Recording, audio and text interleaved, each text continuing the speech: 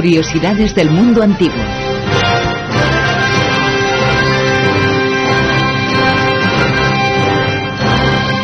Con Ignacio Monzón, que entra en este circo romano completamente desnudo, bueno, con una gasa ahí que se ve absolutamente todo. Parece Leticia Casta cuando fue a recoger los premios al César, porque esto era muy habitual en el mundo antiguo, ¿no?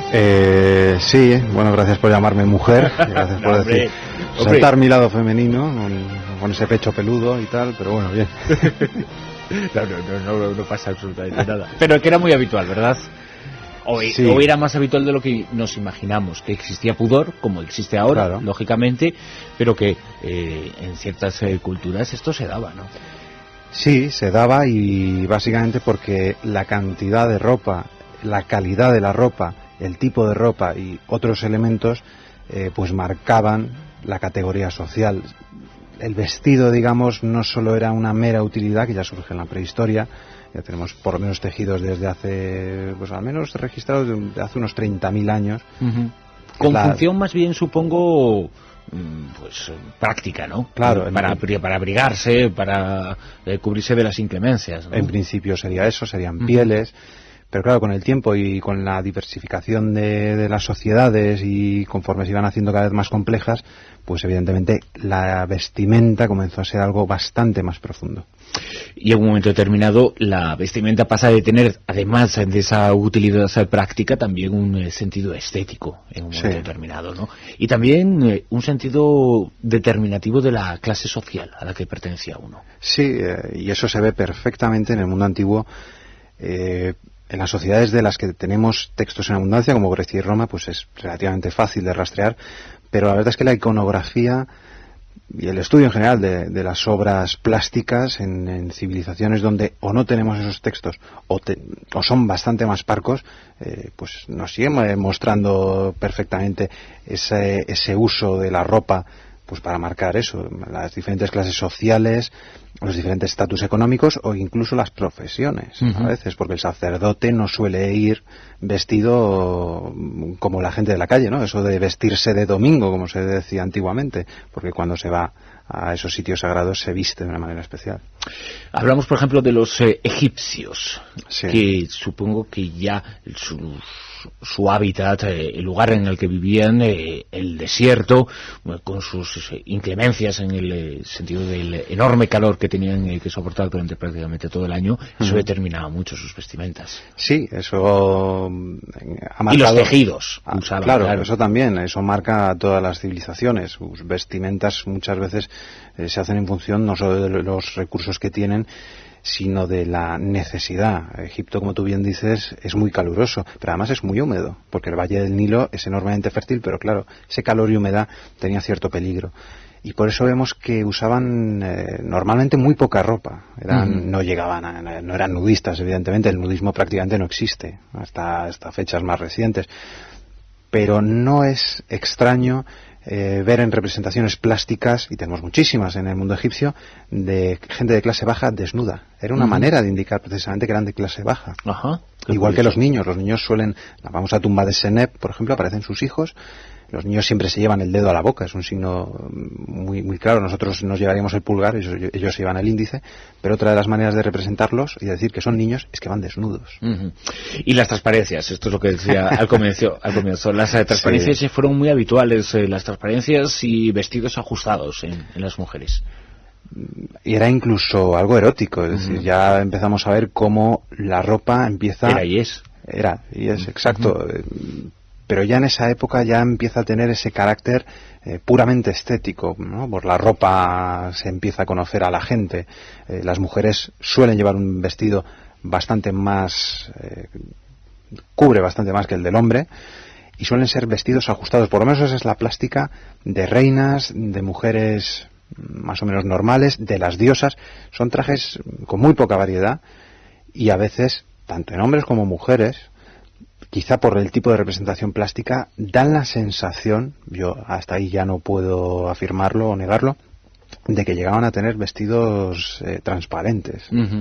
Sin embargo, en contra de lo que queremos, en contra de la imagen que podemos tener por las esculturas, en el mundo griego no era tan habitual la desnudez. No.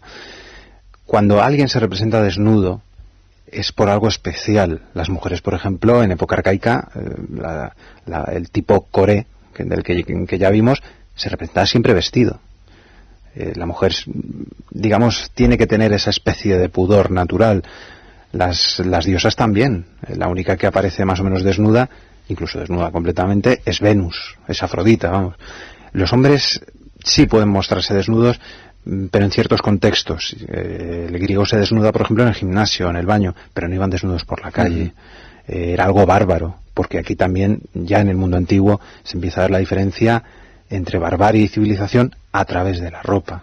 Los bárbaros, que eran los que venían de fuera. Exacto. Los bárbaros, por ejemplo, en el mundo griego y en el mundo romano, llevan pantalones muchas veces. Los persas llevan pantalones, los celtas llevan pantalones.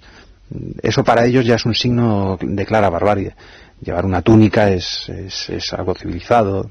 Y esa imagen del hombre o la mujer con túnica viene precisamente del mundo griego. Del mundo griego, sí. La túnica no es más que una especie de camisa grande, una camisa larga, que llega hasta los muslos, incluso puede llegar a la rodilla, y se usa un cinturón para que sea más cómodo. Hay diferentes tipos, está el peplos, está el quitón, y eso se cubre con una especie de manto que es el imation. Incluso, se pueden ver todavía representaciones de los hombres con esa especie de imation que lo llevan perfectamente anudado. Tampoco debería ser una prenda excesivamente cómoda, pero bueno, es la prenda, digamos, viril. Lo que mostrando el hombro, además. Mostrando el hombro, no sería nada viril y sin embargo entonces sí. Exacto. También porque esa estética masculina es muy, digamos, metrosexual. Algunos compañeros míos no les gusta que use este término, pero tenían ese cierto carácter de es que qué hombros tengo, qué depilado estoy. Entonces había que enseñar. Claro. Es así. La clámide, por ejemplo, es un tipo de capa que denota su carácter militar. Cuando uno lleva clámide, ya sabe que lo más lógico es pensar que esa persona está realizando una función bélica. Cuando una de ellas, por ejemplo, puede tener color rojizo, es que seguramente es espartano, con lo cual vemos cómo la ropa empieza a marcar las diferencias sociales, diferencias de profesión, diferencias regionales, por ejemplo. Ya hay trajes regionales. Entonces, es muy, muy, muy útil el vestido, fijarnos en la vestimenta. ¿Y estas mismas pautas se siguen dando en el mundo romano? Claro, en el mundo romano además incluso hablan de ello con total libertad. En el mundo romano se viste una túnica, el hombre libre que se considere de una buena posición social, o incluso simplemente un ciudadano, lleva su túnica, más larga, más corta, porque hay sus modas, y se cubre. Supongo que eso también lo marcaba mucho los tejidos, el tipo de tejido que se utilizaba, ¿no? No tanto, porque tampoco no tenían excesiva variedad. En Roma, por ejemplo, lo más normal, y en Grecia, era usar la lana. En Egipto también se usaba la lana, pero se usaba quizá más el lino, que además era muchísimo más cómodo, más transpirable, claro.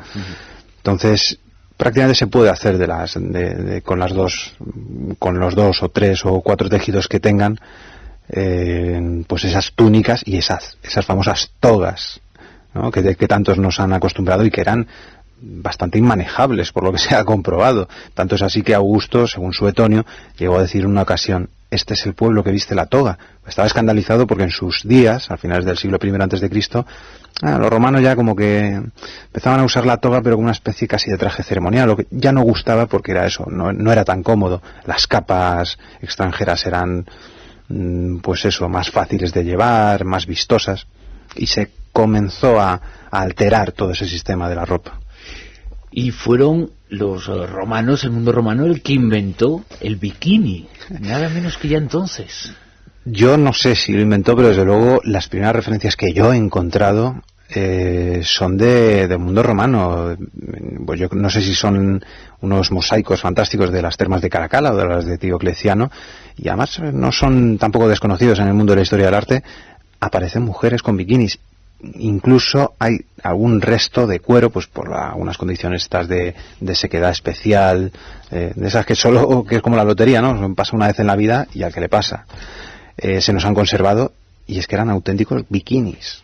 Y dos cosas más. La primera, ¿existía ya en el mundo antiguo algo parecido a lo que entendemos hoy por moda? Sí, pero completamente. Moda en el vestir, moda en el calzado, moda en el maquillaje, moda en el peinado.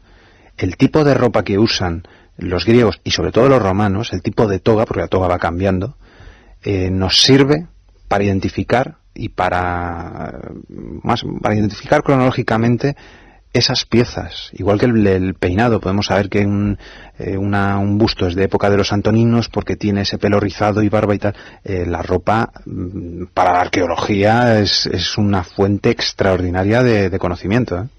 ¿Iban a la lavandería y llevaban sus prendas allí? Sí. Se suele decir que la industria textil fue la primera gran industria del mundo antiguo. La primera y casi la única, ¿no? Los romanos sí tenían la parte de la cerámica. Sí, había unos sitios que se han localizado, por ejemplo, en Pompeya, las fulónicas.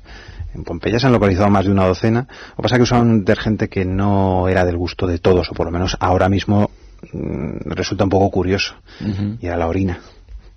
Para limpiar, para lavar, para limpiar, ¿no? Claro, la orina tiene ácido úrico, tiene amoníaco, con lo cual quita muy bien las manchas de grasa. Era muy útil, claro, luego había que volver a lavar la prenda porque e incluso volver a tratarla porque bueno, eran otros tiempos, otros conceptos, claro. y no podemos interpretar esas cosas con nuestra imagen actual. No, de ninguna manera. Que eso es lo que hacemos contigo siempre. Bueno, en esta sección, estas curiosidades del mundo antiguo, hoy nos has desvelado unas cuantas, desde luego, sobre cómo vestían hace 2000, 2500, 3000 años nuestros ancestros más directos. Hasta la semana que viene. Hasta la semana que viene, Bruno.